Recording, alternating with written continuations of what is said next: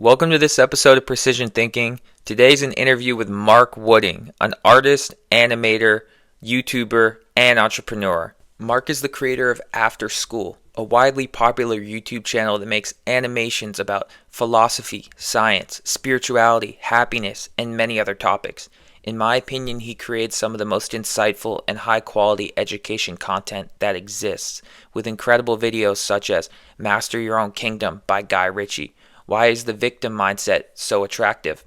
And The Myth of Low Serotonin and Antidepressants by Dr. Mark Horowitz, to just name a few very good videos. In this conversation, we talked about Mark's artistic journey, the evolution of his YouTube channel, and what he calls the spiritual crisis with modern day society, to name a few of the many very interesting topics that were discussed.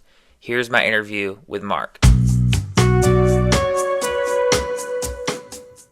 So Mark, I just want to say first, it's a pleasure to have you on. Your channel definitely, for me, has had a big impact on me, especially with just being able to question a lot of beliefs I had. I feel like that's what I like about your channel, is it's willing to go against some like widely held beliefs that I feel like I had, a lot of young people had, and like giving an alternate perspective and like just kind of opening my mind up to things that I wouldn't have thought about. So thank you for that. I just wanted to start by saying that. And then the first question, I have a lot I want to ask you about, but first would just be kind of your journey, because I think it was really interesting when I was looking into it. You know, you set the goal for 100,000 subs in your first year, and you weren't getting anywhere. Then it all went up at once, and then I heard you talk about working for others for a while, then deciding to go on your own, and and being drawn to art from a young age. I think there's a lot there, so I would love to hear you talk about it in the first person. Sweet. Well, thanks for having me on, Liam. It's an honor to finally meet you. And yeah, it's hard to know where any story begins, but I've been doing art since before I could even walk. My dad would just throw a piece of paper on the ground and a pen, and I would like squirm over to it, and I would start scribbling. And I've been drawing before I could even hold a pen properly. And that habit carried on deep into my elementary school years. Like I would hold a pen with my fist. And and I'm left-handed too. So all my teachers are like, you need to use your right hand and hold the pen, with two fingers, not your whole fist. Anyways, I carried that on, and I always had a passion for art. And when I was very young, I won a really big art contest, and that was kind of like the validation I guess I needed to know that, oh, okay, this is like, I'm actually good at this. And After Skool was really born about almost 9 years ago. It's crazy. And like looking back on who I was when I started the channel, I'm like a completely different person now. Like I'll look at videos that I did when I started the channel, and I'm like, who was that person? And you leave them up though. Not always, actually. There's some videos that are so cringy that I've had to take them down, but 99% of the time I leave them up. But sometimes the cringe, almost like you evolve, like seeing how your thinking evolved, like leaving it there, like here's how I used to think? Or is it more like you look back and you're like, this doesn't meet the standard I would set for myself now, so I can't have this up there? Kind of both. I think initially my plan was to make videos that were like really quick bites of education, maybe like a 2-minute quick, and all that stuff was very surface level. And I was kind of chasing views, and I was seeing what was popular. And at the time, very short little science videos were getting a lot of views. Like, I don't know if you know ASAP Science. They'd make a 3-minute animation about what happens when you take mushrooms, or what happens when you do steroids. And it, you can't get a lot of information in 2 minutes. Yeah. So now the videos are like 30 minutes long, and it's crazy. I could do a 30-minute video is like that's like 10 3-minute animations. So that's now the productions are just getting bigger and bigger and bigger, and it's taking longer and longer and longer. But, I feel the need to constantly make each video better than the one before. And, if you're not improving, then, what are you doing? You're just, you're dying. That's interesting. Just to bring it back to when you were starting After Skool, I feel like that was an interesting story. I'd love to hear it from you, the process of working and then deciding to start your own thing. Yeah, my bad. I'm pretty bad at answering questions and just talking in general. Like I'm totally like a behind the scenes person. Yeah. I'm like very comfortable behind the camera. And me talking, I feel like I'm just like fumbling a bag. But I how feel I like you're started after interesting. I don't school. know. I find you interesting. Like I felt where you're going was interesting. I guess just maybe not Yeah, the most on just topic. remind me of like what the question is, and I'll get back to it. But Okay, yeah. yeah, how I started after school was I was doing quite well in my professional life. I was doing animations like freelance for different companies, living in the Bay Area near Silicon Valley, and I was getting good customers like LinkedIn and Intel and Facebook, and I was also doing live murals. So I would travel around the world and I would do murals Yeah, at wow. different events. Most of them were temporary, so they'd be like chalk, and that was really exciting. But kind of at the end of the day, a lot of that was just corporate work. They would have a very strict corporate vision of what they wanted their art to be, and they want to micromanage the whole creative process. And really, you're kind of not creating for any purpose or any deeper meaning. You're just trying to make some one person in that corporation happy, and they sign off on your art, and then you go do it. You have to send them a bunch of mock-ups, and of course, the bigger the client you get, the more they're going to want to micromanage everything you draw. And Hmm. so it does kill the creative spirit. But eventually I had to get screwed over big time in business to finally say, you know what? All right, just stop doing this. Like I did a big job for a presidential candidate in 2016. At the time, I wanted nothing to do with politics, Yeah. but it was just a job. That was kind of my mantra at the time, is like, just get this done, get paid. And for an artist to even be making money is like amazing. There is the stereotype of the starving artist, and Yeah, that's yeah. a stereotype for a reason, because Yeah. there's not many things that the commercial world wants to pay an artist for a lot. It's funny that it takes an artist to have to die for their art to finally be worth something. If you're Yeah, alive and yeah, you're yeah. creating, because there's scarcity, right? So it's pretty hard for a living artist to make a lot of money or to be successful while they're alive. And but anyway, so I was very grateful for the money, and I was riding that train while I had it. But then I had this angst internally, like you're kind of empty. You're not creating something that has an impact on the world. And so after I got screwed over in business, I did this big job and basically didn't get paid for it. I said, you know what, you compromised your values. Enough's enough. Take a year off from doing this freelance stuff and just create videos that interest you and try to be a YouTuber. And this Hmm. was pretty early on. Like I don't think I've been on YouTube for that long, but people tell me that I'm like an OG of YouTube and that they've grown up with my channel. And I'm Yeah. like, really? Like, I've been watching you since I was in high school. I mean, that's actually But true for me. I remember I saw your video on the myth of antidepressants, or low serotonin, excuse me, the myth of low serotonin. And that was like probably 3 or 4 years ago. And that was like where I got into your channel. And that was when I was like 16. So oh, right on. How old are you now? I'm 20. Okay, so yeah, that's those are like pivotal years, 16 to Yeah. 20. Yeah. I mean, like the songs that you hear during that period of your life are going to be the songs you like your whole life. Yeah. The Yeah. style you adopt at this period is going to be like your style forever. You look Yeah. at I like guess it is very 50 consequential years. you look at 50-year-old men right now and they're still wearing what they wore in the 80s. They're Yeah, I still listening to guess. that same Yeah. music. So kind of like that period of time sticks with you forever, I feel like. Yeah, and people take a lot of pride in it, I guess. You take in pride in like their generations, like what was cool when they were like in that age, I feel like people love their 80s, like people like my parents, like they love the cultural things from that time, like the 80s music, like I don't think they don't like the 90s music or the 2000s, like it's like that's like what they like, and that's just one example, but I just feel like Yeah, when like the things that you like when you're young, a lot of times I agree that you hold on to them for a while, or that's like it sets in. totally. Totally. Um, the 80s is very nostalgic. But Yeah, it anyways, is. just to finish off my story of how I started after school, I guess. So I was like, just take a break from trying to make money and do freelance for a year and just dedicate yourself to kind of walking out into the unknown and creating a YouTube channel and see how it goes. My goal was to hit 100,000 subscribers in a year. And I was literally going out on the street and asking people to subscribe. Like I would go up to like people that were in line for ice cream or pizza, and I'd be like, do you guys have a YouTube account? Do you mind subscribing to my channel? And most people were like, I don't have an account. I'm like, do you have a Gmail? If you have a Gmail, you have an account.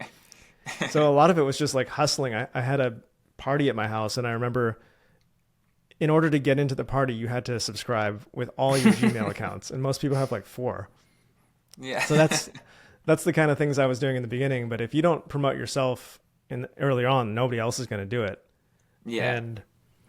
And but the sad thing was 6 months into that year, I hadn't even hit 1,000 subscribers yet. So I was like, wow. you're not even 1% of the way to your goal, and you're halfway, the time is halfway done. And it's hard to turn down paying jobs and then turn around and create a video that nobody watches. You're not getting paid for, you're not getting any subscribers. So the beginning, but I was like, you know what? You said you were going to stick to a year. Just stick to a year, because people overestimate what they can do in a day. You know, they make a to-do list in one day, and they overestimate what they can do in that one day, but they greatly underestimate what they can do in a full year. Yeah. So, you know, if you dedicate yourself to anything, a year from now, if you turn around, you'll be like, man, I made a lot of progress. Wow, that's incredible. So yeah, I think it's because I've heard people talk about this. It's like compound interest in a sense. It's not intuitive that like things are gonna build on each other. It's not something we think a lot linearly. I feel like, but it's hard to think like, oh, this is gonna, if I do this every day, I'm not only gonna get, like, it's gonna build on top of each other and go up drastically like that. I don't know if I articulated that well. No, that was the first thing that comes to mind is like exercise. Like if you try to get in really good shape in one day, there's no chance. But if you just dedicate yourself for a year, you can make an insane amount of progress. Yeah. So, and then, you know, you see those before and after pictures, and then it hits you. Yeah. So the funny thing is, right about on the year, I had like 2 videos go viral, and the growth on YouTube is not steady. It's like nothing, and then all of a sudden something huge happens, and I literally hit 100,000 subscribers on the year. So yeah, wow. I guess all that manifestation, visualization, vision board stuff, it works. And then I had a couple of videos go super viral. The biggest one was the "Why don't country flags use the color purple?" You wrote a book, right, about that. Such a random topic. Yeah. But I was just looking at flags, country flags, noticed that there was no purple. And I looked up the answer, and the answer was very strange. And I figured this might make a cool animation. Wait, why is it something to do with royalty or like? Well, you're just gonna have to watch the video. Yeah, maybe I'll have to go watch it. The video was so popular that I turned it into a kid's book, and the kid's book is doing fairly well too. So I've gotten a lot of mileage off of that one topic. Yeah. But anyways, to summarize, it's basically because before the invention of synthetic dyes, the only way to make a really bright, vibrant purple color was from extracting it from these snails that they would get in this very specific area of the Mediterranean Ocean. And it would take 1 million snails to make like one royal coat. That's how many snails, like there'd be piles and mountains of these snails, dead snails, just to make one garment. And so that's why it was associated with royalty, because if you could have a bright purple outfit, that showed that basically you had such a means to so much wealth that you could live in excess, basically. Yeah, you could kill 1 million snails just for a shirt. Wow. So very quickly, any empire around the Mediterranean used purple to symbolize great wealth and royalty, and it was like the ultimate flex. And interesting. But because of this, you couldn't have purple on any ordinary garment. You couldn't have it on a flag. It just wasn't possible. Huh. Yeah. One thing. Sorry, go on. Oh, just if there's anybody listening out there, there is a country that has purple on its flag. So the number one comment I get is there is one country that it's a newer country, Dominica. It has a little parrot on its flag that has some purple on its chest. So just anyways, that video went super viral, and that kind of, I think it was on the top of the trending list on YouTube, and it got 4 million views in about a week, and that got me a couple 100,000 subscribers, I think, just from that one video. Sorry, yeah. Yeah. One thing I wanted to ask you about, actually, I've heard you talk about this before, Ikigai.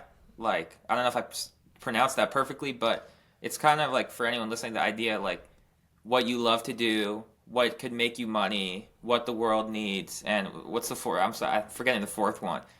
But it's find an intersection of these four things and like to find like I guess your purpose. And do you feel like you found your Ikigai with after school? That's a great question. Yeah. So, what do you love doing? What are you good at? What does the world need? And what will people pay you for? Hmm. And so, I think it's always really hard to assess your own situation, but it's very easy to see it in other people. So, Yeah. when somebody else is struggling, it's very easy to see what circle are you missing? Okay, you're broke. Well, people aren't willing to pay for what you're doing. Pretty Yeah. simple. But there's lots of people that make a lot of money doing soul crushing jobs and they feel Hmm. very empty and depressed. And it's like, well, let's look at what circle you're missing. Okay, the world doesn't really need an extra corporate lawyer. Yeah. That's probably why you feel a little empty. Or you hate doing this thing. That's pretty simple. That's why you're miserable. Hmm. Why do you keep quitting? Well, it's because you're not good at it. You know, you always quit things you're not good at. So Hmm. you can very easily, if you use this very simple formula, Ikigai, you can identify what you're missing and how to kind of pull yourself in the direction that you need. Hmm. And I think we've gotten this message hammered into us, at least the millennial generation has, that you just got to follow your passion and do what you love. And I think that's a little imbalanced. You definitely have to do that, but you got to also be practical. You got to be good at the thing. You got to build a skill, and you got to have an honest conversation with yourself. Does the world need what you're doing? Hmm. And then the free market will tell you if it is something that people really want, they'll pay you for it. It's Yeah. pretty simple. And have I found my own ikigai? I think so, but you can always hone it and adjust it and improve it. So Yeah. you can feel not getting paid very much right now. Probably Hmm. want to figure out how to, you know, make some, like, there's always ways to get paid to do what you love. Yeah. Yeah. I guess you just have to So be creative. Like you were talking about earlier, like it's rare that an artist ever gets paid, but then I guess you have a very unconventional style of art that allows you to get paid and allows you to do it for money. So I think sometimes it's just a creative new thing. Like, I don't know, an example that comes to mind for me is like maybe like Joe Rogan. Like this guy's profession, like when was this a profession before like now? Like he's just kind of talking to people and like you'd be a TV show host or a radio host, but it's like it's become this big thing and it's like this just wasn't a career like 15 years ago. Like no one would do this. But now it's like this is very profitable and he's such a big influence and it's kind of just a creative new it's just creating a new thing that allows you to do what you like for money, I guess.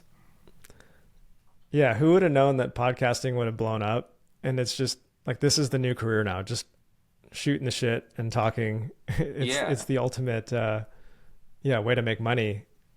Um, because yeah, people but want that inside. They want that insider, like they just want to feel like they know whatever the person is. Like if you want to hear like some athlete or some like someone in business or some, you just want to hear them talk like candidly. I feel like that's the appeal of it. It feels like you know them. You know this person who's like they're in this huge high position, and you feel like you know them personally by listening to them talk for 2 hours very comfortably or an hour. yeah, podcasts are great. I'm mostly, I love them. Like, I think it's a great way to, you now have access to the best teachers in the world, the best philosophers, best scientists, and you can just hear them sit down and work out ideas over Hmm. however long. And it's funny, like they say attention span's getting shorter, but in some ways it's getting longer. Like if I see a podcast that's under an hour, I'm like, what are you guys doing? Yeah, Like, yeah, but if it's over 3 hours, I'm like, all right, let's go. You know? yeah, yeah. But in a more negative view, I think our attention span is getting so fragmented that it's hard for a lot of people to just do anything without some sort of voice doing the thinking for them in a way. So, like, the one of the scary metrics that I've been looking at as it pertains to my own videos is people are not sitting down and watching the video and listening to it at the same time. we're often splitting our senses up. So we're eating, we're engaging our taste buds. We've got a TV going, and then we've got like something we're listening to. Our senses are all over the place. How do you it's find very that rare. out that people are not watching and listening at the same time?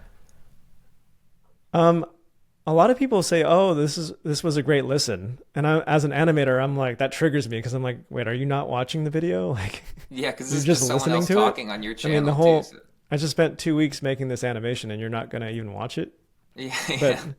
but I just also have noticed it with my own behaviors. Like anytime I'm driving or cooking, or I've got a podcast going, and then when I'm finally like sitting down and watching a movie, it's a little hard for me to just focus on that movie. Like I Yeah. have this like my hands like shaking. It's like wants to grab my phone and like scroll or something Yeah, yeah. while the movie's in the background. And I've noticed that whenever I'm with my family, we'll put on a sports game or something, and everybody is like on their phone while the sports game's going.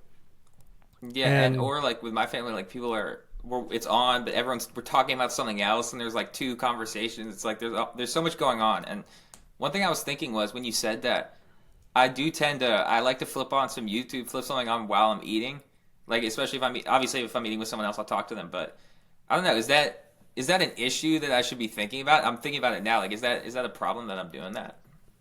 What would you say? um, it is a little bit of a problem. I don't know how to stop it. I don't think I'm going to be able to stop it, but there's a thing called stacking dopamine that you want to avoid that Dr. Anna Lemke and Dr. Andrew Huberman talk about. And I think I might do a video on this, but it's there are things that evoke dopamine within us. Yeah. And I think about this when I work out. So pre-workout gives you a lot of dopamine. Listening to music is dopamine stimulating. Working out with a friend gives you a boost.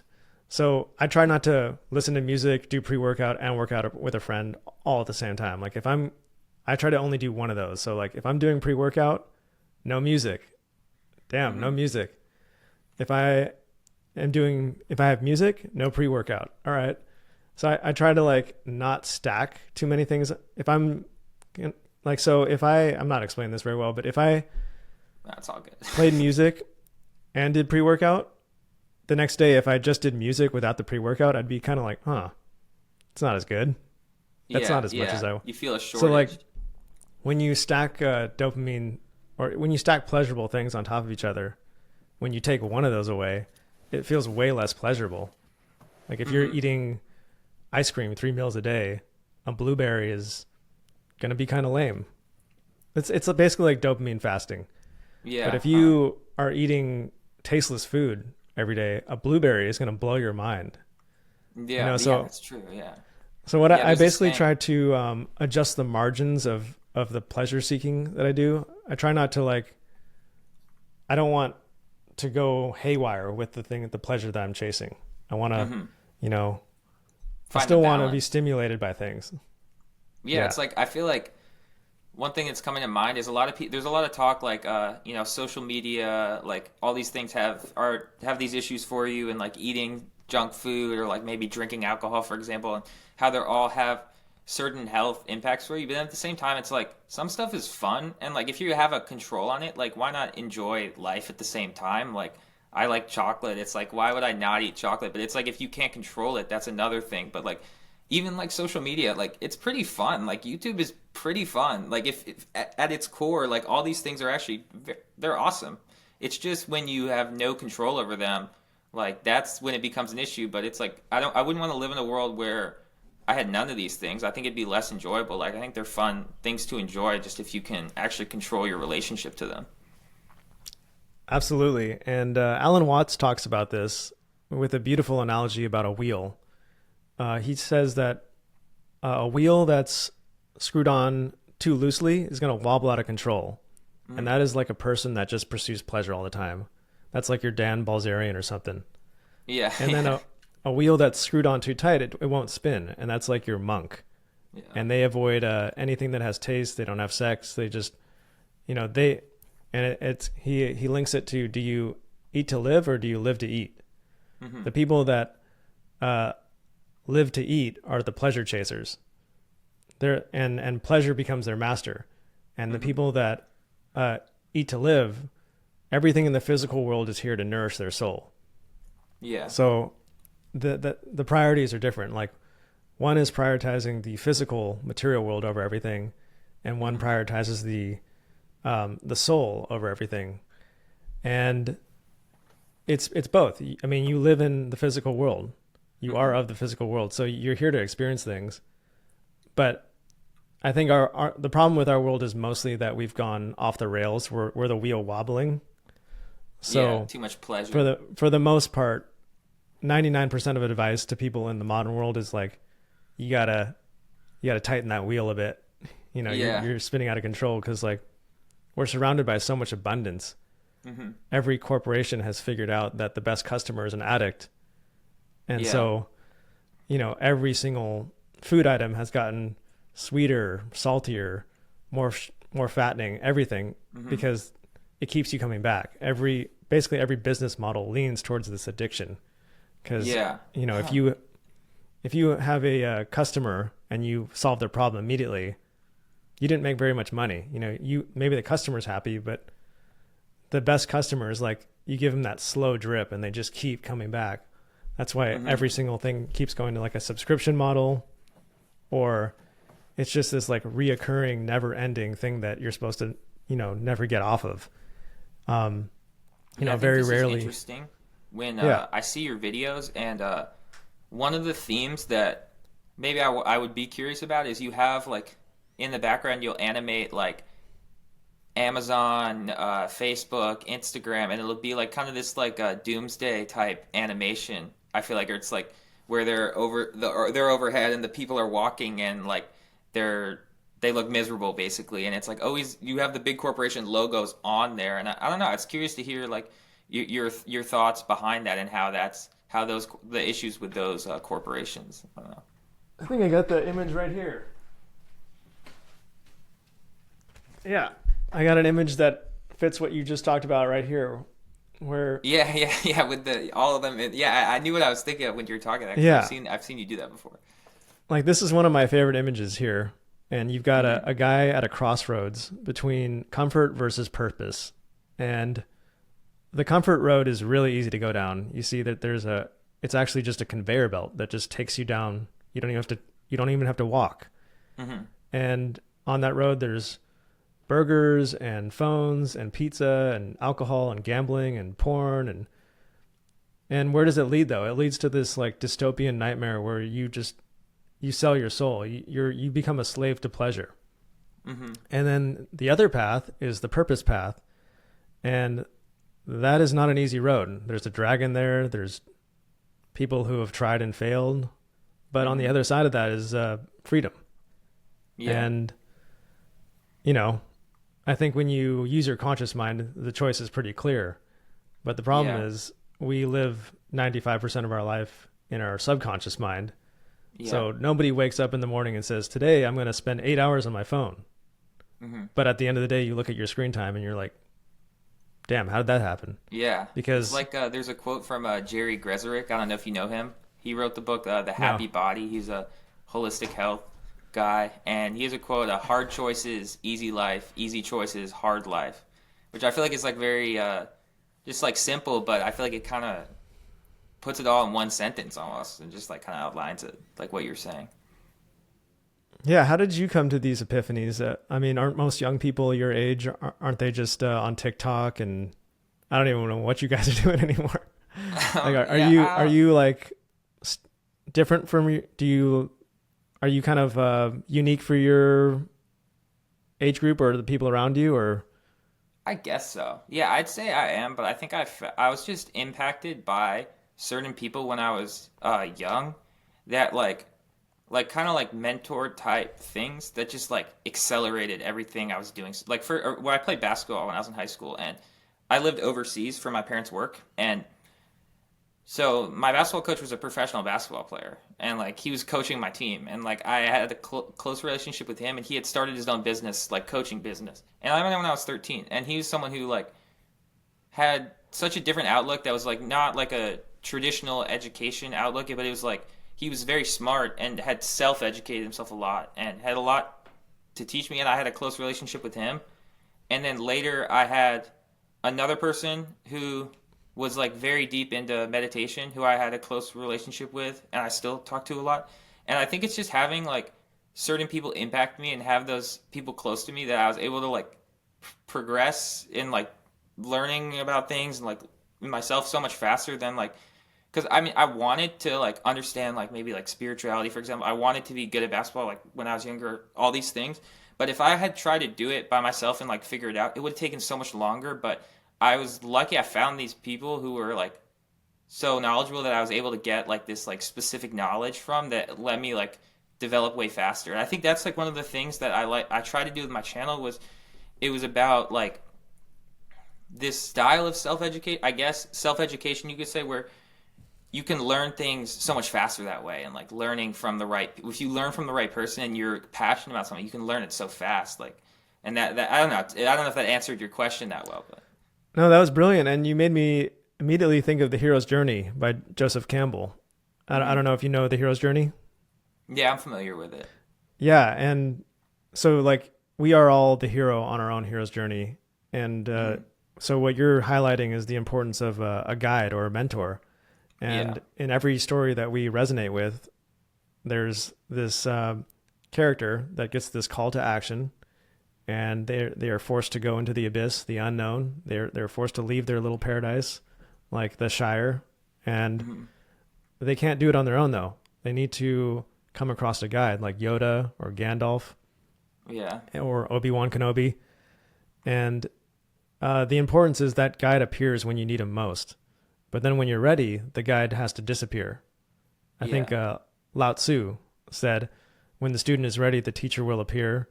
When the student is really ready, the teacher will disappear. And so, yeah, mentors are so important. And I think it's important to consciously seek out mentors, people that you admire, and try to get in touch with them. That's one thing that I'm really have a habit of. If I see somebody that I really think has a great idea or is onto something that I look up to, I always make an effort to try to get in touch with that person. And thankfully, because of After School, it's become quite easy. Like 9 times out of 10, if I want to get in touch with somebody from a podcast or an athlete or something, if I send them an email, I usually get a response because it's pretty awesome. Like my inbox is pretty thrilling because I wake up every day. I'm like, oh, cool. I got a message from this person, like these are all experts in the field. And I kind of have this imposter syndrome, like, wow, what am I doing talking to these experts? But anyways, another thing you made me think about is there's unsolicited advice and solicited advice. And so much of the stuff we get when we're scrolling or online is just, it's all this unsolicited information that goes into our mind. Yeah. And it's very powerful when you actually go out and seek the information from a source that you consciously want to know about. And it's amazing how fast you can learn that way. So yeah, I always encourage everybody to write down names of people that they really admire and then try to get in touch with those people. And you'd be surprised at how often they'd respond. Like if you sent a email to Tony Robbins, Michael Jordan, Cristiano Ronaldo, and you'd probably get a response from like one of them, maybe not those three. Those are pretty big names, but yeah, I mean, I had that too when I was reaching out to interview people. Like most people replied, and like I mean, some people was their team, but even if they said no, a lot of people would reply. Because also I would tell them like, yeah, I genuinely enjoy your work, and they would. A lot of people, I mean, people love getting complimented. Like they're like, wow, I actually did something. Like I feel like it makes people happy, like to know that people care about what they're doing. So I mean, yeah, people want to help, and if you just come with them genuinely and you don't want anything from them, I find that they're usually happy to help. Like I try to come at people and just not even, I'm not asking you for anything. I just want to say, hey, like, I like what you're doing. Like if I see a content creator that's making good videos, I say, hey, like keep it up. Yeah. And then we forge these like little relationships. And any chance you get to help them out, that's an opportunity. And then, you never know where those relationships go. Yeah. I mean, I think you've had some really cool collaborations. I really liked, two that come to mind was when I listened to you interview Amir Odom, and when I listened to you interview Paul Chek, I would say those two. I haven't listened to the whole Paul Chek one, but just knowing that you talked to him was cool. I was definitely going to ask you about that. Like, what was it like talking to Paul Chek, for example? Well, Paul Chek is such a character. He Yeah, yeah, actually texts me like every single day, and he just texts me so many crazy ideas that he's really. I love how Paul Chek just like lets ideas flow, and that guy yeah, knows a ton. And you can ask him about literally anything, and he'll go off for like an hour, which I prefer because I'm not a big talker. I yeah. like the interviews where I can just sit back and let somebody talk, and then they'll go on a riff for 10 minutes, and then I can be like, oh, so what about that? And then they'll just go on for 10 more Yeah. minutes. Um, Paul Chek. yeah, Paul Chek's a great teacher. He focuses on things on so many different levels, like the spiritual, the mental, the physical, the psychological. Like it's all. I like to look at issues on many different levels because like when something seems like a nightmare on one level, it's usually harmony on another level. So it Yeah, helps to get a full picture. yeah. It was interesting. Like you, I listened. I think it was the Amir Odom one really recently when I knew I was going to interview you, and you were talking about like how in San Francisco there's all these issues, and that you felt at the deepest level it's like a spiritual issue, and some people.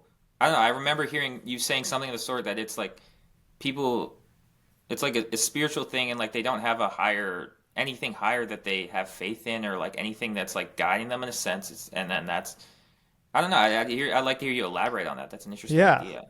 it's a really big topic, but the first quote that comes to mind is from Friedrich Nietzsche. He said that for angels, no law is necessary.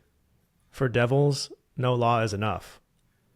And Hmm. so I feel like that speaks to the spirituality of a place. Like, can you even have a nation or a city or society without a common belief system? If you have a very strong common belief system where people have faith and believe in a higher purpose and love their neighbor, and this is getting kind of religious, but like if people have strong values, you pretty much don't even need a government. A place will run itself.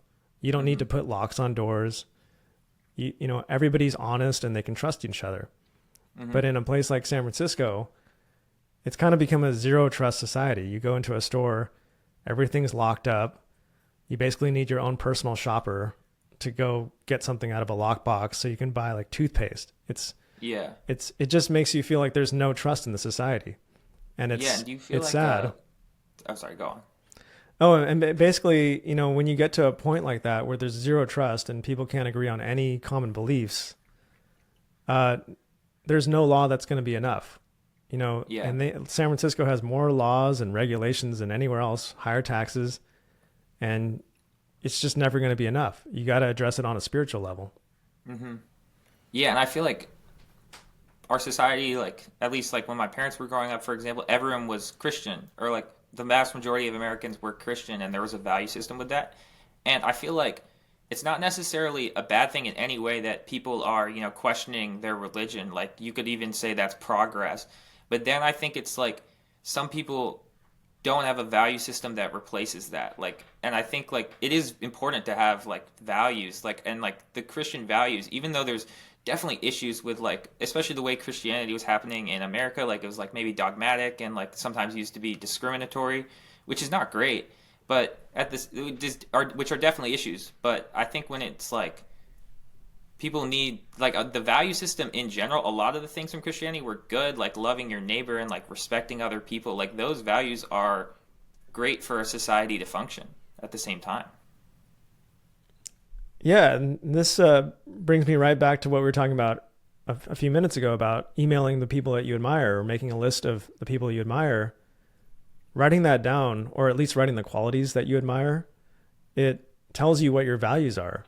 Hmm. And people that have no values don't admire anybody.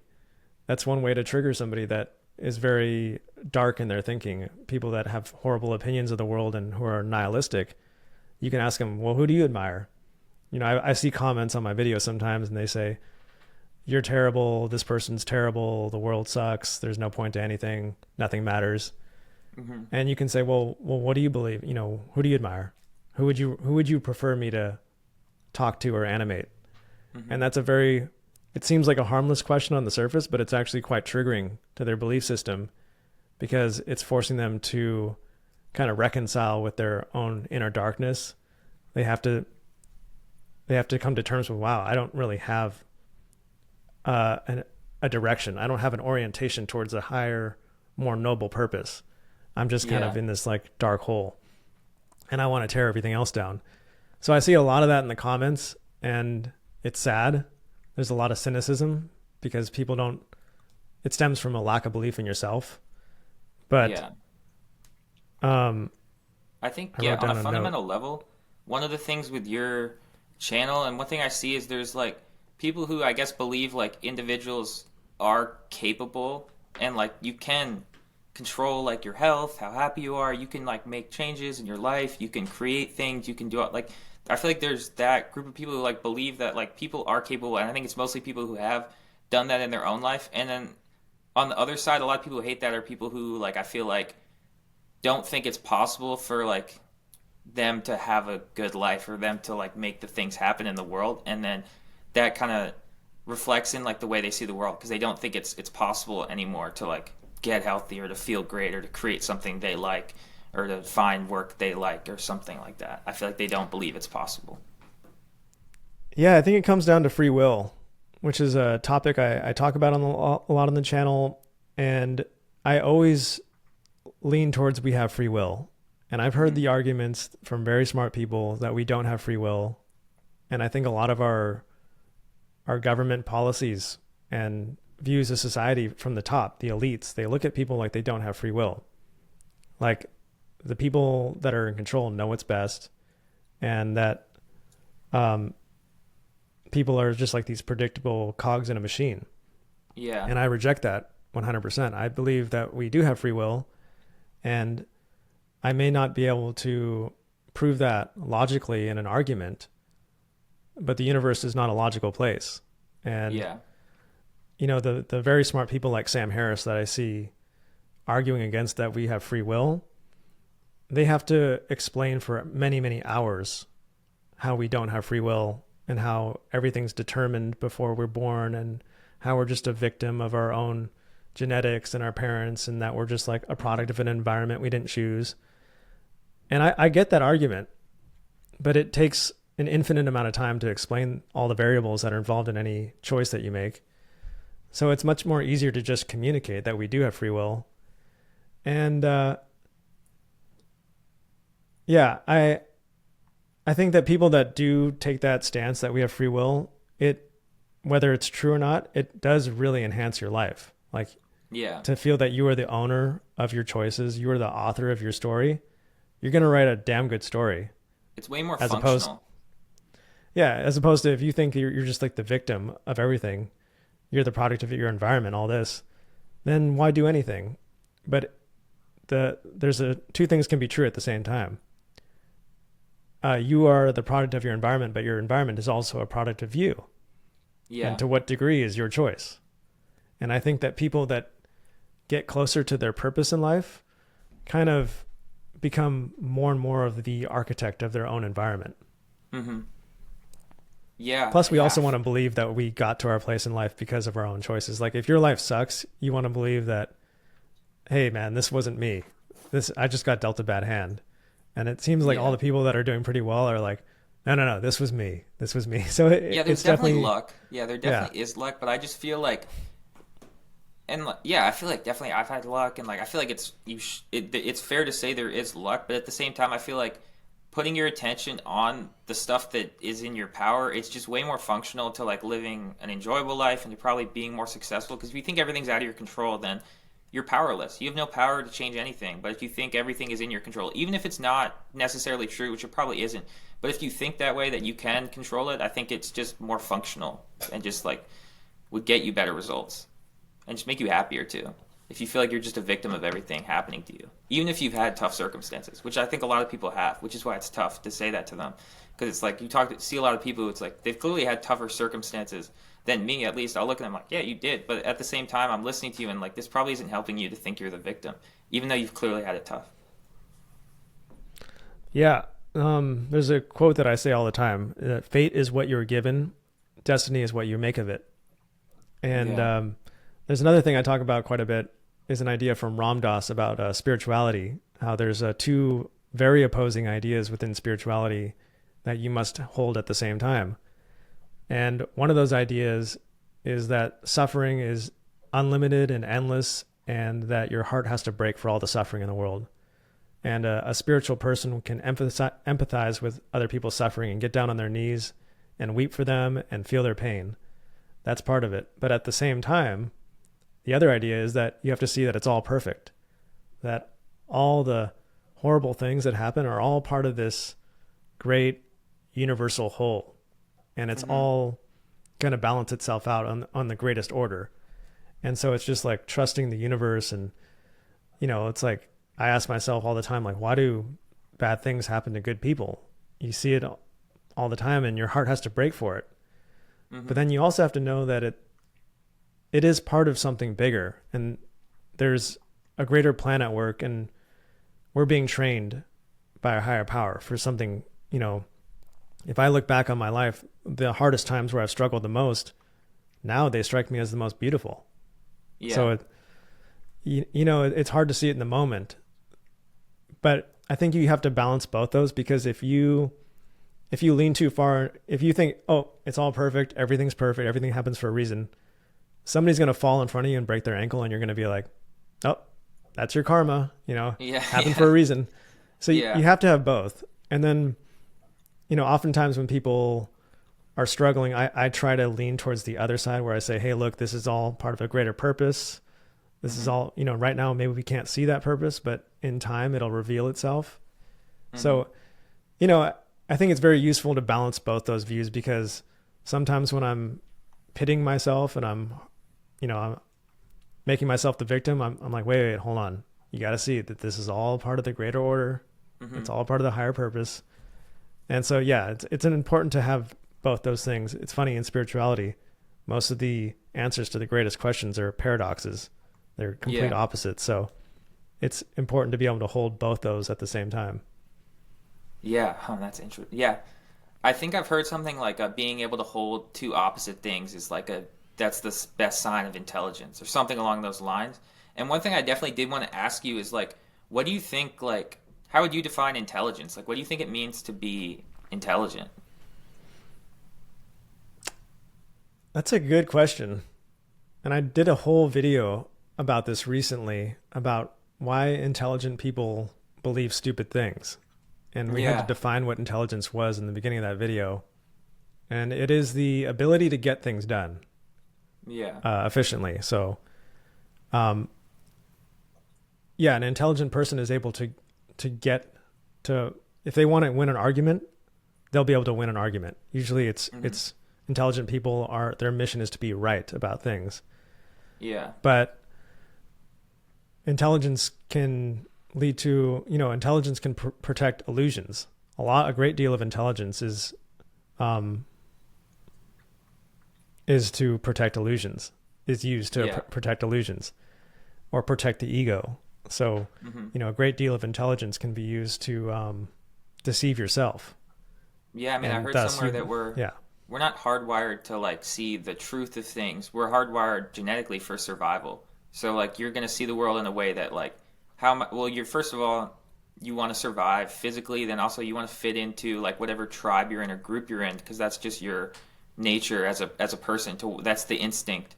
And then all these things are just what your survival instinct would be is not always going to be the same as what would be the truth or the reality of the situation. So those a lot of times are at odds, I think, is part of it.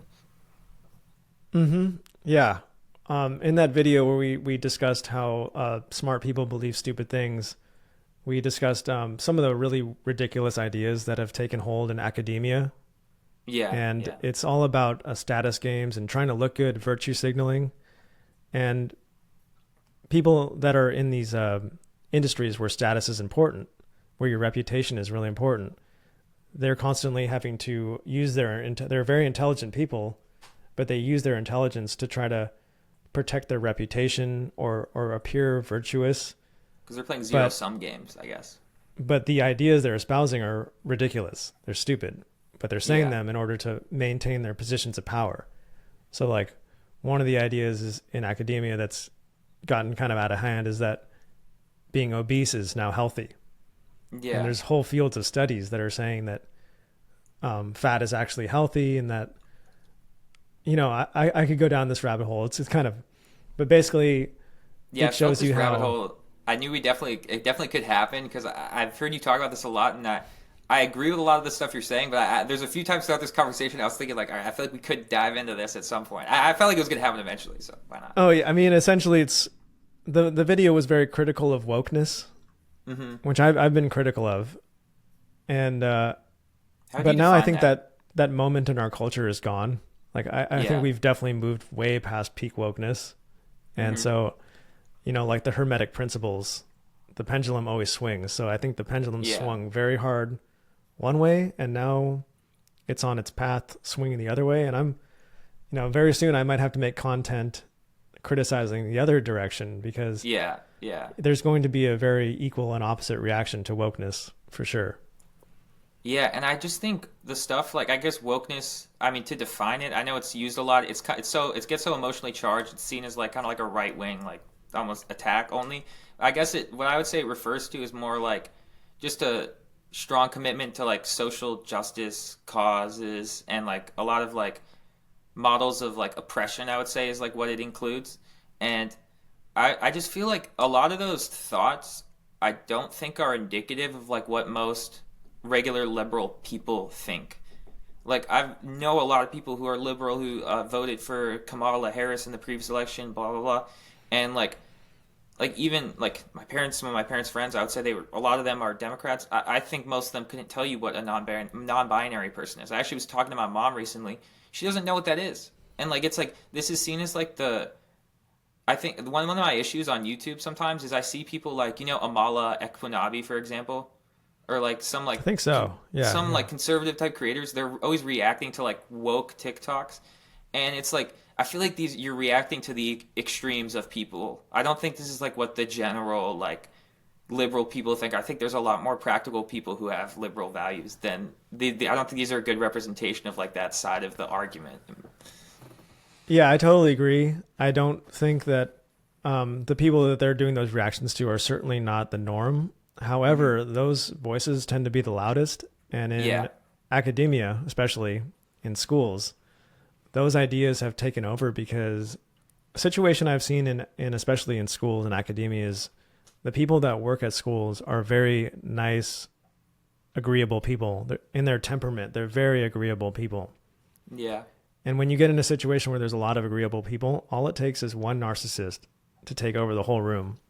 Yeah. And they can take advantage of everybody's agreeableness, and they can use guilt and shame as their tool and weaponize it and get everybody to go along. And that's how you get really just these wild woke ideas, because it's all it uses guilt and shame as its tool.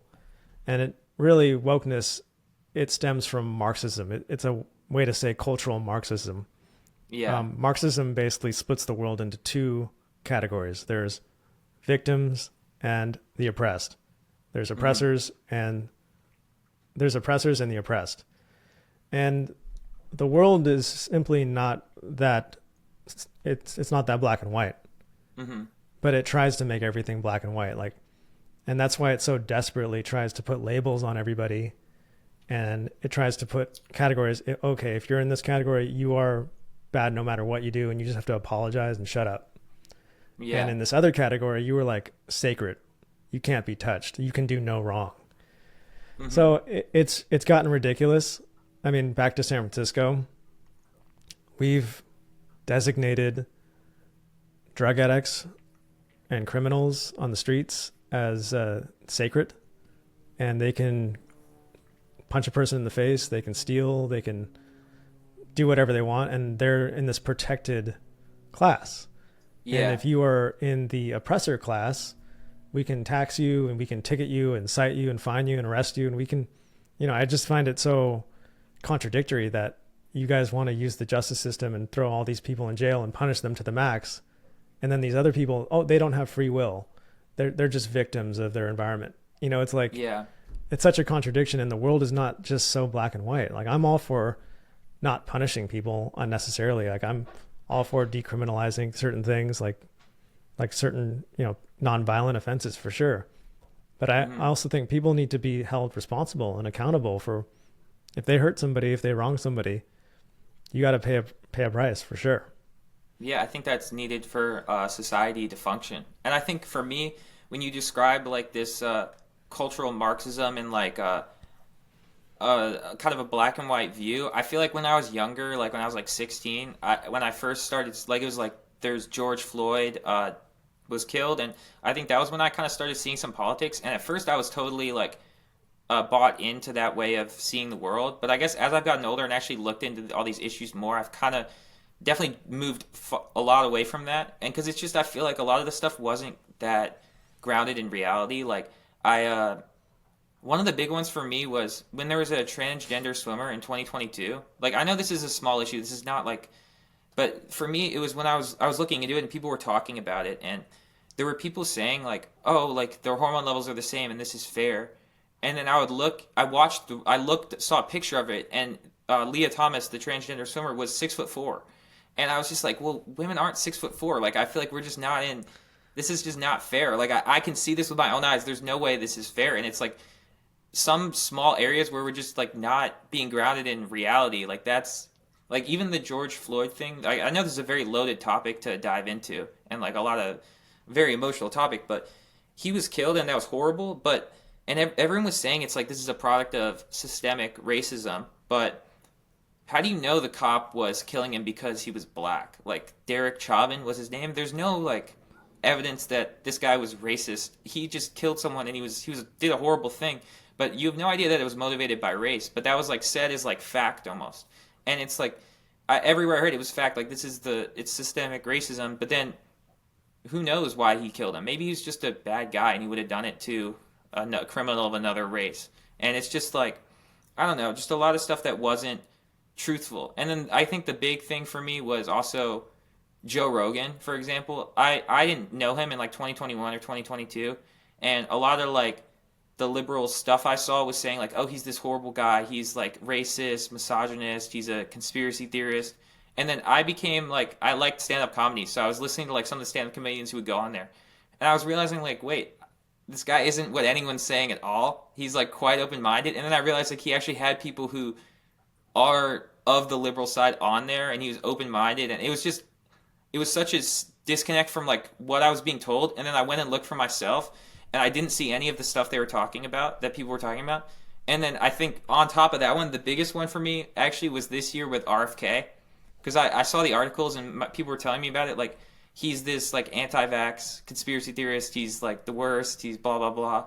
And then I watched him do an hour-long podcast. And I realized, like, all the stuff he was saying about health made a ton of sense. And then he talked about vaccines, and he said he was vaccinated. And his kids were vaccinated. And that he doesn't want to ban vaccines. Specifically said all those. And I was just like, well, what's going on here? Because I was told all these things. But then I looked into it myself, and none of them were true, and it was a wake up call for me that I had to really question what all the information I was getting in, because I don't know like what people's motives are when they're saying this stuff. Yeah, that was well put. Thanks for sharing. And I think you're definitely not alone in that journey. Like we were talking about the cultural Marxists, their tools are shame and guilt. They weaponize those things, and you know what's the main tool of that mindset is censorship. And having to blame and label things. So they'll throw any label out onto somebody like Joe Rogan or RFK Jr. and try to get it to stick so that people will have this label in their mind. But if you just move the veil aside and you just listen to the person or pay attention to their actions, you'll find, wow, that was a very disingenuous characterization of that person. Yeah. And yeah, I definitely don't want to like idolize or worship anybody, but those guys, Joe Rogan and RFK Jr. are doing great work, and I've been in contact with RFK Jr. is a great guy, and he's helped me personally at a time where I could do nothing in return for him. So, you know, I'll always be very thankful to RFK Jr. And I think he's a real, genuine guy, like, and he's authentic, and Joe Rogan's authentic. authenticity is a huge threat to this kind of cultural Marxist powerful elite establishment thing. Yeah. Because that's the one thing that they really aren't, is authentic. And so, that's why you couldn't see Kamala Harris like go on Joe Rogan, because it's like the ultimate scripted, inauthentic person meets the ultimate authentic. You can say a lot of things about Trump, but he can shoot the shit with anybody on a podcast. And he can talk, so, yeah. Yeah, he might be a lot of bad things, but he is pretty authentic. I thought Kamala probably would have done fine. I think if she actually went, I don't know. I feel like when she was in the debate, I don't know if that wasn't very scripted. Like, she was going off the cuff, and I think that was like her best moment in the whole election. And I didn't have any issues with her, and I thought I thought she should have gone on there. I thought it would have been interesting, and I don't think it was like some people were saying like, oh, she couldn't hang with Joe Rogan or something, and it's like, I don't think Joe Rogan is this like hard-hitting interview people are making it out to be. He kind of just chats to people, and he would have had a very open mind to her. So I think she would have done way better than people are making it out, and I don't know why she didn't go, to be honest. Yeah, I think she should have gone on. I think she had everything to gain, and she probably wouldn't have done that bad. I mean, she's like, the sound bites you hear of her are usually terrible, but those are just little clips taken out of context. Yeah. Like, I'm sure she could have done fine.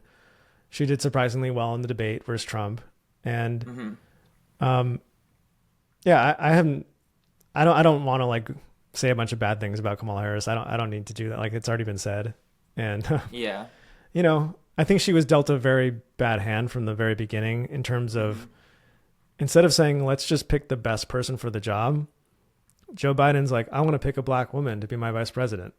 I know, it's so then he picks her. To her, I feel like, because it's like, if you didn't say that and you just chose her, it would have been so much more like, it invalidates her accomplishment so much. I think it's so like, that's one of my issues, is I feel like if you have a DEI program or like this narrative of like diversity hires, then it's like the people who are just awesome and who happen to be minorities and who really did great work to get where they were, people are going to use that to invalidate them. And it's really messed up, because there's a lot of people who are black, who are gay, who are trans, who are just good at what they do.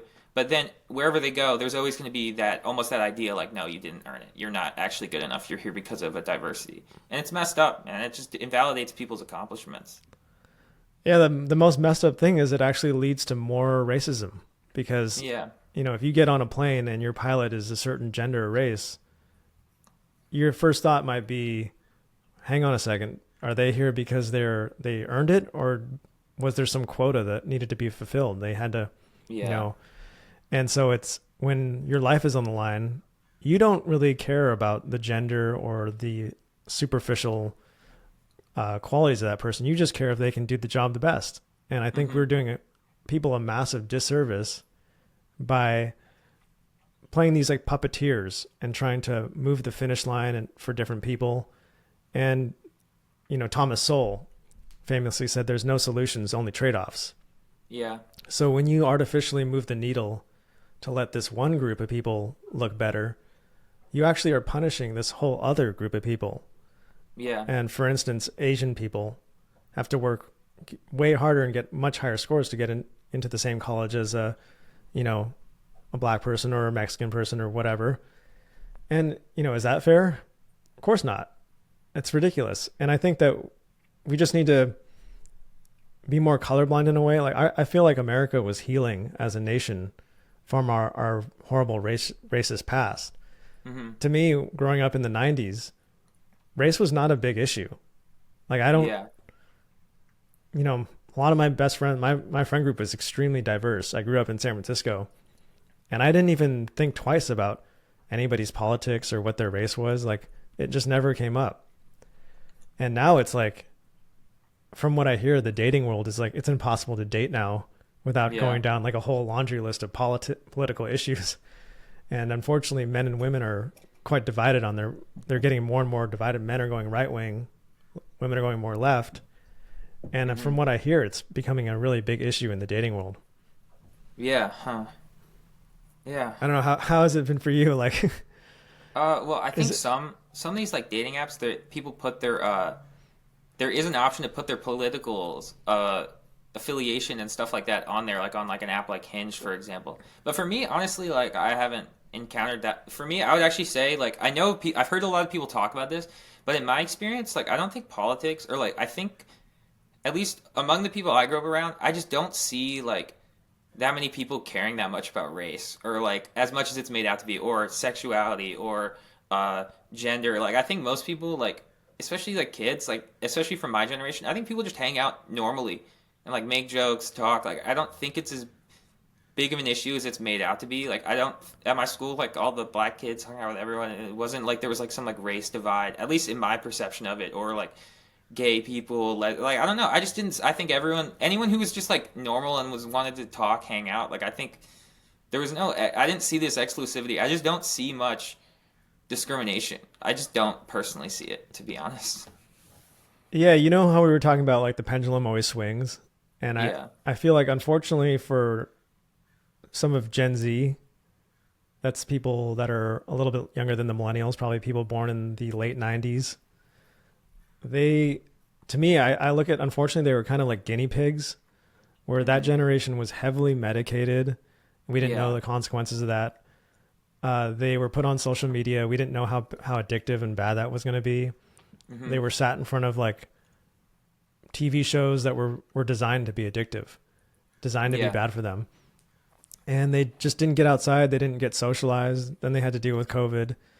And then they had to deal with this transgender social contagion Yeah. that, I think every generation has it. Like when I was young, a lot of girls were cutting themselves, or eating Yeah. Wow. disorders were a big thing. And those are also terrible. But, transgenderism, it seems to be affecting young girls a lot more in the same manner that like cutting or eating disorders in the same level. So it seems to be the new social contagion. I think we've moved on from it. Thankfully, we've come to our sanity. But yeah, unfortunately for Gen Z, I think that they were the guinea pigs of a lot of really horrible Yeah. ideas. But fortunately, on the other side, I think that there's a lot of hope for people a little bit. I think you're like you're on the young side of that. Yeah. So Yeah. like people your age, I've had a small interactions with them, but I've been really encouraged. Like I met this one guy that was about your age on a plane. I sat next to him on a plane. He didn't even have a phone. He was like, no, I don't use the phone. And he spoke a bunch of different languages, and he was very spiritual and aware. And I was Yeah. like, wait a second. I thought your whole generation was like hooked on your phones and very No, like, I honestly think like like the younger parts of our generation are really interesting, especially like I meet my younger brother's friends who are 16 years old, and these kids, like, I don't know, they're making a lot of funny jokes, and there's like a lot of like dark humor, and I think it's just I'm really encouraged by it. But one thing I would say, that when you're talking about people being medicated, one thing I've done for a while is like tutoring. I think it's one of the best ways to make cash, especially when you're young, because you get like $50 an hour and you tutor kids. But a lot of the kids who their parents are looking for tutors are kids with ADHD and whatnot. And like, I think one of the kids I'm tutoring is 14, and his parents put him on Adderall, and one of them is 9, and his parents put him on Adderall. He told me, and I was just like, I didn't know what to say in that moment, but like, to me, it just felt so wrong. I was like, but then at the same time, their parents are getting this information from who they perceive to be the authority figures, and a lot of people are not going to question that. And it just seems so dangerous for someone. This kid's 14 years old, and he's on Adderall, and like I don't think it's like he doesn't need that at all. It's just he doesn't like school. It's as simple as that. Like, it's not that this kid can't focus. He tells me he plays guitar for 4 hours a day.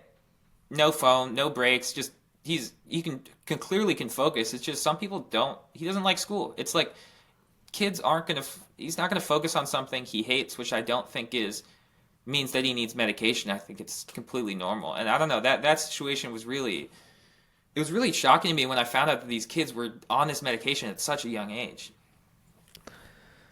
yeah, that's sad, but not surprising, because you put a kid in a chair in front of a Zoom class or in a classroom. It's just not really the way we're designed to learn, or only a very small group of people can learn that way. Like, there's people that learn through hearing something or reading something. Some people are visual learners, and a lot of people have to experience the actual thing in order to absorb it. And so, especially young boys, they need to get outside, climb trees, and run around. And that's not really conducive. That doesn't line up with just like the way we run education right now. And especially learning on the computer all day, Zoom, that's also compounded with the abundance of things that stimulate our dopamine in the world. Yeah. So there's all this like sugary food, video games, social media, porn, everything. And it's so stimulating that when you turn around and you try to pay attention to like a math lecture, you can't do it. You like physically can't do it. But if you shut down all those like super stimulating things, dopamine fasting, I'm a believer in it. Mm-hmm. You find that a lot of kids don't need any ADD medication anymore. Suddenly they can pay attention. So I think thousands of years ago, the people that survived were the ones that did have this addiction quality, who were very strongly pleasure seeking. They would travel hundreds of miles to get a blueberry. Yeah. But we're living in a very different world now, but we have the same biology for the most part. Yeah. So that same drive to get pleasure, it's now killing us. It's now quite a problem. And so our species is going to select for the people that can self-regulate. That'll take a long time. Those qualities are going to be the ones that go on to the future. People that can actually say no to some of those things and show a little bit of moderation, they're going to be the ones that pass their genes on. Yeah, I saw a quote. It was just, the devil is always been cheap dopamine. And I feel like that kind of sums it up nicely. Like, that's just, all these issues I feel like could be almost stemmed down to, like, can you delay gratification or not? Like, I think that's like so many decisions are just as simple as that. Like, it's can you pick the long-term choice over the short-term pleasure? That's like very enticing. I think a lot of times it's that simple. But one thing I did. I'm sorry, go on. I was just going to say, don't sacrifice what you want most for what you want now. Puts it into perspective. Yeah. One thing that's interesting I wanted to ask about was like, maybe like 6 or 7 months ago, I would have said like, focusing on politics, that doesn't make sense. Like, I would say like, people should just focus on their own life and like, what are you doing today? Like, what are you going to do today? Like, not like think about like what's going on across the world or somewhere else. But like over the past few months, I've kind of been shifting where I see the value in like staying engaged with like the world. And also we live in a cool society where like we can actually contribute to like the discussion going on. And like, I mean, I only have like a couple thousand subscribers, but someone like you or like, I don't know, Amir Odom we had on or like other people we have on, they can grow that where it's like an individual actually has an impact on the cultural like way we're seeing things. And so I don't know, I kind of shifted where like I see the value in like being in politics. So like, would you say like what would you say like individuals being in politics? Because I feel like there's both sides of it. There's the side like, why are you worrying about something so far away when you're not? You should probably worry about yourself first. But at the same time, like this is all of our collective that we're talking about. This is all of our world that we're talking about. That's a great question, and I'm not sure how to answer it, but because I've actually been pretty checked out of politics lately. I know we've talked about a lot about politics in this conversation, but I recently had a daughter about 6 weeks ago, and ever since then, I've like literally looked at no politics. Yeah. So, I feel great for it actually. Yeah. So, yeah, but it is important to be involved in your community, and I think it's an idea from Jordan Peterson that's very powerful is like cleaning your room, and people make fun of him for it. It's become a meme, but it's important because what he's saying there is like take care of yourself first and get your own life in order before trying to organize the world. So, are you healthy? Is your room clean? Is your house in order? How's your relationship with your parents, your friends? You keep getting bigger and bigger, and then soon you're helping your neighbors and your community, and then your local government. And, it seems impossible to affect any change on this like grand macro level. Like how is one person going to change climate change or whatever? But you can affect massive change in your own life.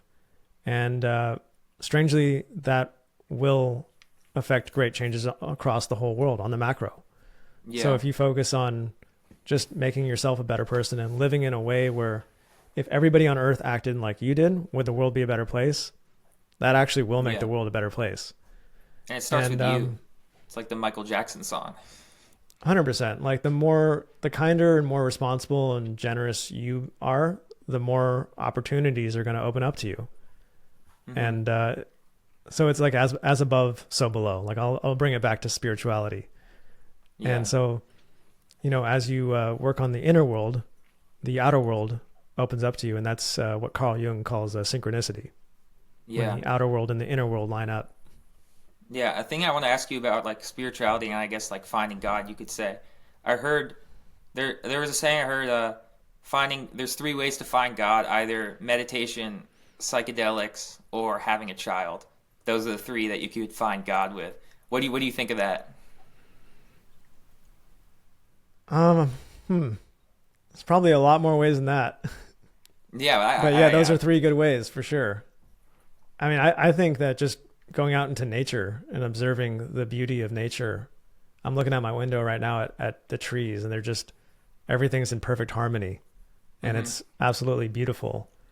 And how can you not think that there's some sort of God when you see it all in this like perfect harmony? It's Mm-hmm. very humbling. And you feel so insignificant, and like all the birds and the bees are just going about in their business, whether you're there or not. But again, all your problems just wash away, and all the things that seem so big in your mind kind of just melt away, and all those obsessive thoughts just fade away, and nature is just there, and it doesn't judge you, and it loves you. And so I You're a always part love of to it. get out. Yeah, you are part of it, it. And yeah, that always reconnects me with the divine when I go out into nature. But certainly having a kid, it, nothing prepares you for it. And then I've been a big advocate for psychedelics.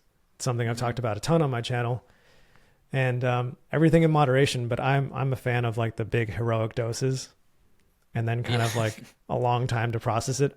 Microdosing's never really done it for me. Mm-hmm. I've always like done too much and not been able to focus on anything, or just not enough and not felt anything. But I am a fan of once a year you go out into nature with some people that you really trust, and you, I grow my own mushrooms. Oh And wow. so, or I used to, so you know that they're their best. And then you have like a relationship with the mushroom. And yeah, I've had some really magical epiphanies and experiences, and seen some crazy geometry, and absolutely Yeah. love it. So it makes me pretty sure there's something bigger going on. Yeah, yeah, and I feel like your channel is like your art is a very like I would say psychedelic style of art, and I feel like I don't know the visuals put like I guess images a lot of people are have probably seen, but like put them in like in the real world, like they're tangibly there, like someone has actually like drawn the things that a lot of people maybe are seeing or feeling, and I think that's one of the cool things about the images you do. And one thing I would be curious about though is like what does an average day look like for you? Like what do you do? Like how do you like are you animating? Like what's the process like? Well, I don't know how to answer that anymore. I used to have a really good routine, and now that I have a baby, that's all out the window. And hopefully I'm making sense today, because I'm like really sleep deprived, because Yeah, I'm up yeah. like super late every night. But before I had a baby, what I would do is I'd get up pretty early, like 5 a.m., and I'd either go straight to the gym, or I'd do some sort of workout. Maybe I used to do jujitsu until I got injured. Yeah. But I like to do something very physically demanding first thing in the morning, Hmm. early. And then, after that, the rest of the day seems a lot easier. It really helps the mindset to work out first thing in the morning. Yeah. Then cold shower, you get home, you do a cold shower. And then you get outside and you look at the sunrise. And if you do those three things, like no matter what the day throws at you, you're going to be good. You see the Yeah. sunrise, you exercise, cold shower, you're invincible. And Yeah, no, I believe it. then I try to get into some deep work, and I try to like be very conscious early in the day, because I know my willpower is going to fade as the day goes on. So I'm listening Hmm. to very educational things early. I'm getting work done, answering emails, and then I try not to eat till like as late as possible. So I won't eat until the afternoon.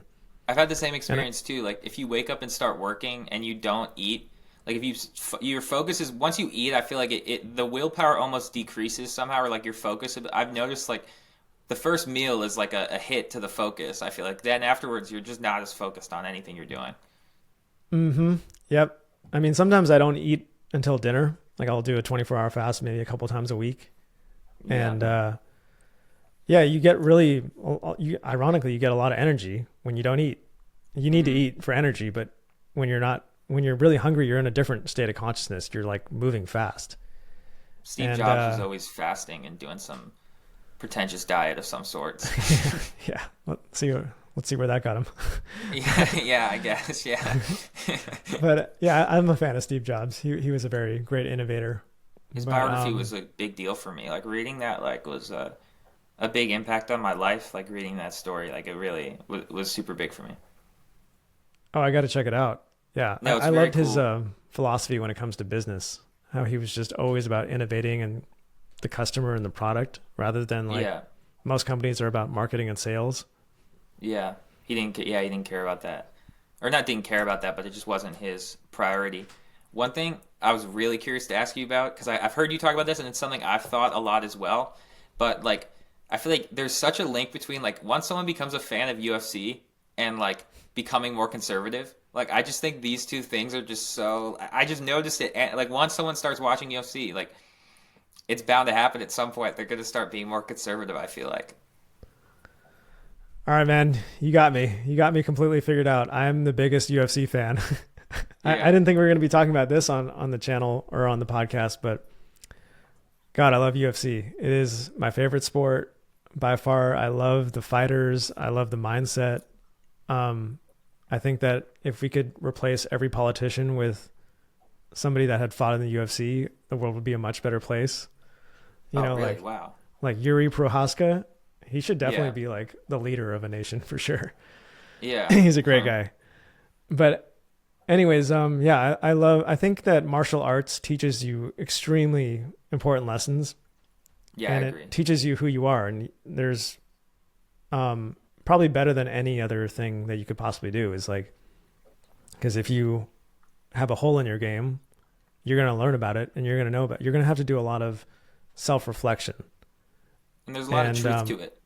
Because I feel yeah, like it's two people are fighting and one person wins. And there's like you could say whatever you want, but like at the end of the day, like there's a beautiful like simplicity to it, I feel like. Like someone won, you lost. And like then you can accept it. Like I lost. That's okay. There's no like there's no like in between. It's just like so simple and so accurate. It's like someone wins, someone loses, and it's really that simple. and it's amazing how a lot of these guys that fight each other or compete every day in the gym, they become like best of friends. Yeah. It's something yeah. about like, it tears down certain defenses that we have, and it allows you to just bond in a nice way. And, we're all on the same team at the end of the day. And unfortunately I don't do martial arts anymore, but when I was, because I got staph infection 3 times and Oh, it was just wow. hard to deal with. So I I heard that happens needed a to lot take a with break. like jiu-jitsu. Yeah, it got really bad. I almost, when I was, it was like a flesh eating thing that was eating my whole arm. So had to stop Yeah, for a wow. bit. Do you do any martial arts?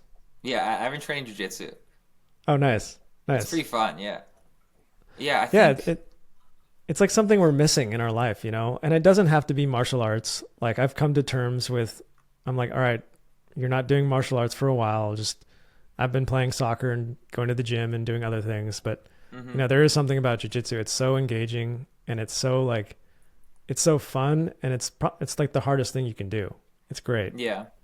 And I think there's something natural, like there's a natural instinct to want to feel like physically capable, especially in like combat almost. Like I think like people talk about like I I don't want to like go at these people, but there's people who say like gender is a social construct, and I personally feel like there's definitely a biology to gender, and like people I think like men the average man, there's a lot of traits they have that are just like on average there. Like when I was like 3 or 4, like I remember this. I'd sit in the bathtub. I think about like being like a football player when I'm older and like playing football, and it's like I don't think it was really that learned. I think and a lot of kids are like that. All these kids like love sports a lot of times, the boys, and the girls a lot of times love enjoy different stuff, and it's at such a young age. I don't think these are like learned behaviors. I think there's something natural to those things because I think like throughout human history, like the boys in the society, like the young kids, you know, you have them wrestle or whatever, and then they get turned like 15, they probably train to be like the tribe warriors or like part of the army, and I think there's something like it's always like been like that. I don't think it's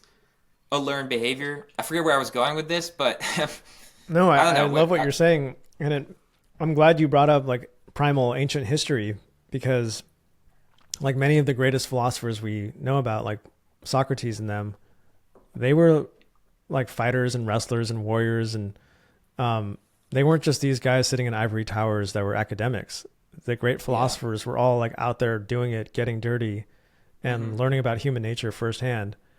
And what you're talking about with masculinity is like for thousands of years, masculinity was critically important. Like the ability to fight and defend your tribe was everything. Otherwise, the tribe is going to get pillaged and everybody's going to be taken into slavery or worse. Yeah. So having strong men that could protect was critically important. Yeah. But now today we live in a completely different world, which is good in many ways, but you know, unfortunately that masculine instinct has been diminished quite a lot, and almost every avenue for men to demonstrate excellence has been cut off now. And it's not seen as important. It's actually seen as toxic in many ways.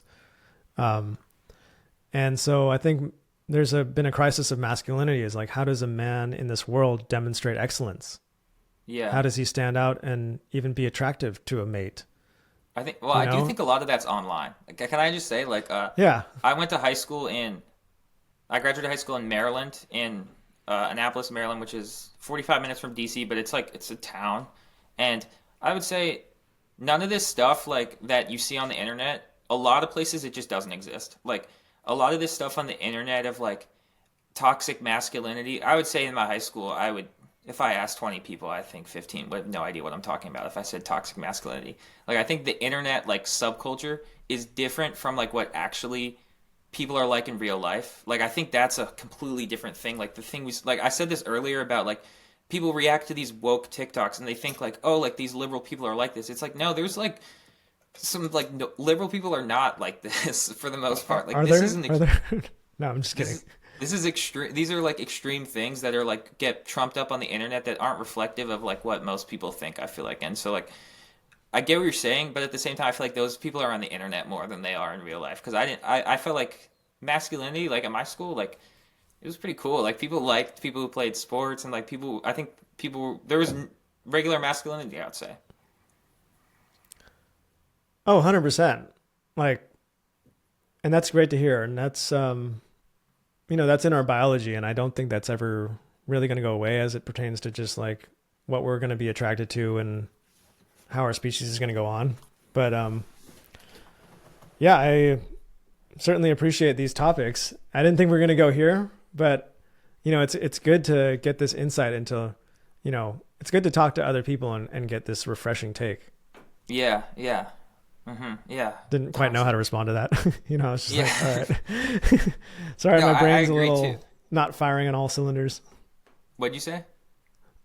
Sorry, my brain is not firing on all cylinders No, today. it's good. It's been very interesting. And I think what I was going to say, I was going to follow up on that. When I was like 17, 16, I actually wrote a paper for Skool about toxic masculinity. So like I like had like completely different views than I did now. Like I was writing about like how like traditional masculinity is like such a big issue and whatnot, and I've really changed in that regard to like now like I realize like there's definitely flaws with it. Like I think like there are flaws, but like some men, I don't know, a lot of the flaws aren't traditional masculinity. They're men being assholes that they're saying is that's not traditional masculinity.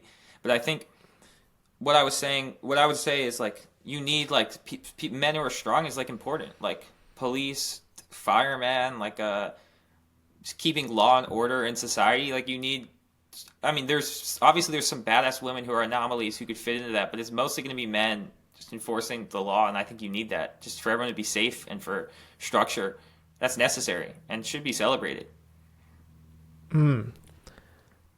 Yeah, I think that toxic masculinity, that idea of like the really insecure, weak man that lashes out and insults people, that is not masculinity at all. That is a complete lack of masculinity. That is weakness and fear-based thinking and insecurity. Those things have nothing to do. Like when I think of like true masculinity, I think of Aragorn from Lord of the Rings.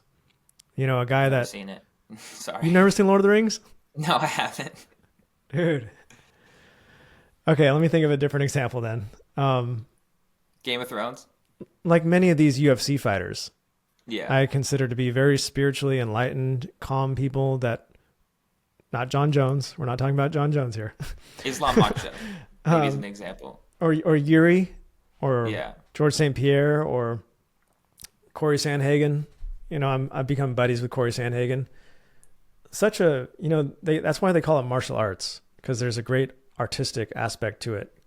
Hmm. And the reason why I got into martial arts was not the reason why I stayed in it, because you get in it because you want to be a good fighter and you want to beat somebody up, or somebody wants to beat you up and you want to be able to defend yourself. Hmm. And that fades away pretty quickly. And soon you're in it because you love the discipline of it, the honor, the practice, the bowing, the friendships, Hmm. the it unlocks parts of your brain that you didn't know were locked up. Hmm. And yeah, I think that those true martial artists really embody. Well, women can be great martial artists too, but Yeah. when I see a man that is like a dedicated martial artist, I think that they often carry themselves in a way that embodies the good side of masculinity. I Like I agree. had Yeah. Rashad Evans on my podcast. He was my first guest. Oh, And wow. he's an amazing guy, super spiritually enlightened, just very inspiring person. So that is somebody that I would be comfortable putting in charge of our government or something like that. Like, Yeah, I no, feel like they've seen like hard they've first of all their ways of thinking have been stress tested so much. Like you have to make decisions, but it's a different thing when you're making a decision with your physical safety on the line and like your pride on the line. Like you actually have to think like, how do I do this best? Like you actually have to think strategically so much more. Like I've heard someone talk about like the reason it's beneficial to like study what a war general was saying, or like their ideas are important, is because that's someone who's making decisions with 1,000 people they know's lives on the line. Like that's going to be a different level of like precision to your thinking and a different level of strategy and thought and logic that's going to go into it versus if there's no stakes at all. Like if you're responsible for, if there's actual stakes like that, the way people are going to think in that situation has a lot of wisdom to it. Like what would you actually do when your physical safety is on the line is a great. I think there's a lot to learn from that. yeah, basically just do hard shit Yeah. and you'll find out who you are. And a lot of people, and do it voluntarily too. Hmm. A lot of people have not voluntarily done anything that hard. And so Hmm. they don't know what they're made of. They don't know what they're capable of. And it's a shame to go through life without knowing what you're capable of. And that's why I see a major change in women who have given birth. Like I see a major change in my wife who has just had a daughter.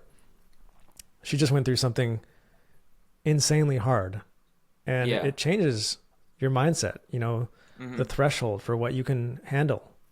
Hmm. It changes. So like something else, something that was really troubling before giving birth is now just, you know, in perspective, it's not that big a deal. You know, Yeah. the I threshold guess for pain finding has your own been, strength from challenges. yeah. So anyways, I got to run, but this has been an awesome conversation. And, Oh, thank you. Yeah, you know, I we agree. went on a journey, and I hopefully know. I was Yeah, I able had to some answer your notes ready, questions. I had some notes ready. We kind of just were flowing with it, but I got a lot of the top. I talked about a lot of the Oh, topics I did you wanted. want to cover one more thing? I got to go in about two or 3 minutes here. I mean, one question that I think would be a really cool one to hear your answer is like, I feel like I definitely felt like quite lost when I was younger, and feel like I see that a lot with people who are my age, like, and even younger in high school. Like, you know, you're going to college, you're like, oh, what am I? And when people say I should go to college, do this major, like, what am I going to do? And I think a lot of people feel like really lost when they're young, and you seem like someone who's like kind of found your way in a sense. So, like, what would you say to those people? Well, every time I think I have something figured out, the world humbles me greatly Yeah. and says it's time to learn again. So I don't have any definite answer, but I guess I would say focus on skills that are timeless and that like learning an instrument. Hmm. Stop focusing so much on social issues and things you can't control on the other side of the world, and just um if you think that you're lacking something, turn around and look at what you can give, because we all have a lot Hmm. to give. Yeah. God gave us a lot and we have a lot to give in return. Yeah. So yeah, don't worry so much about what you don't have or what you want or where you need to go, and just focus on what you can contribute and how you can make the situation slightly better, no matter how Hmm. small or incremental that is. Just make sure that you're doing better today than you were yesterday. Yeah. And then the progress will compound over time. And, just don't beat yourself up. Don't put so much pressure on yourself. Hmm. Just get outside and breathe the fresh air and be thankful for everything you have. No matter how terrible your situation is, there's always something to be grateful for. Always. Yeah. Yeah. Oh yeah. I mean, one more thing I would ask you. I think you have great branding on your channel. What would you title this interview if I posted it? What would be a catchy That's a title? great question. I was thinking like I interviewed After School's founder, blah, something like that in the thumbnail. You should say After School's a right-wing transphobe. Blah, blah. No, I'm Did just you see kidding. the article that said that? I was actually to bring it up. The one on like it was like medium.com. Someone wrote a whole article like hitting you. Really? Yeah, yeah, and they posted I've on never Reddit seen too. I it. found it when I was looking into you. I'll send it to you. Oh my God. Well, I do know that I made a video that was about hormones and how plastic affects our hormones, and then we had to answer the question: does this affect? It feminizes men and women, Yeah. and we had to answer the question: does this, plastic, could it make you trans, or does it lead to more LGBTQ? Does it? Interesting. And Yeah. of course, that was very controversial territory. We didn't have an answer for it, but we did link it to very controversial research out of UC Berkeley that was talking about how frogs that were sprayed with certain pesticides turn gay. Yeah. Alex Jones, the frogs are turning gays. But it is actually real science. And anyways, because I dared to talk about this subject, I didn't talk about it. It was Dr. Shauna Swan. But there was a hit squad of people on Reddit that were trying to get my channel canceled. They were like, let's all go and flag this channel. Yeah. Hundreds of people flagging the channel. And it's just kind of pitiful. It's pathetic. Like, And can it's you called guys engage with the misinformation. ideas instead of just try to use shame and guilt and Hmm. censorship? Yeah, and I feel like it's always this term. I know you have to go, so sorry, but I feel like this term misinformation. It's always like I just feel like it means someone disagrees with you when I see it used, like misinformation, disinformation. I just feel like it's, and then people are talking about like trust the science, but then my understanding of science is it's built on questioning all your assumptions. So why is someone questioning the widely held belief that is actually what science is meant to be? Because if idea is based in reality, it's meant to hold up by any stress testing. So questioning it is good. Like people who say the Earth is flat, like we don't need to cancel them. We don't need to say that's misinformation. We just say look at reality. Reality is the best counter argument, and yeah, I think it's that simple. Well, it's kind of like the Streisand effect, where the more you try to contain something, the more it's going to get spread around. So Will Smith says that he doesn't want people talking about his wife. So what's he do? He makes this huge scene, slaps the guy, and starts screaming, "Keep my Yeah. wife's name out your mouth." Well, then what happens? The whole world is talking about your wife, man. Like, the exact opposite of what you wanted to have happen. So these people overplayed their hand with their censorship, and there was an equal and opposite and greater reaction. Um, yeah, they tried to shut down certain ideas, and that only gave those ideas more power, basically, Hmm. which is Yeah. very inspiring. It's good. I'm glad that happened. Yeah, I guess it happened to you too. I feel like I think your Jordan Peterson videos have a lot of views on them. I would say more than your channel average. I would guess. um, yeah, the Jordan Peterson videos did well. My views are kind of down at the moment, so I'm, trying to figure out what's next. But Yeah. I'm still very grateful for all the views I get. There's certainly nothing to complain about. Mm-hmm. It's all good. Yeah. Oh, wait, do you have to go? Like, I'm confused. Yeah, I gotta All right, go, sorry. but It was a great I'm conversation. trying to think of though. like what to title this episode. I don't know. Let's see. I wrote down free will. We talked about free will. That was a good one. Yeah, we'll find something. I feel like there has to be like Yeah. I've noticed what works really well is there's like you take like 3 word like a small quote that's like really interesting. Like I saw like Robert Greene did a podcast and the thumbnail was like his face and it said like masculinity is dying exclamation mark is like in the thumbnail and that like one catchy thing in the thumbnail I feel like that's one thing that seems to work well. Yeah, the One thumbnail sentence. game is an entire study of its own. Like I could spend 6 hours on a thumbnail and a title. Like I'll spend a whole day on it, Yeah, second wow. guessing myself because that's like everything. Getting the title right, getting the I thumbnail guess I right. probably don't spend enough time on those to be honest.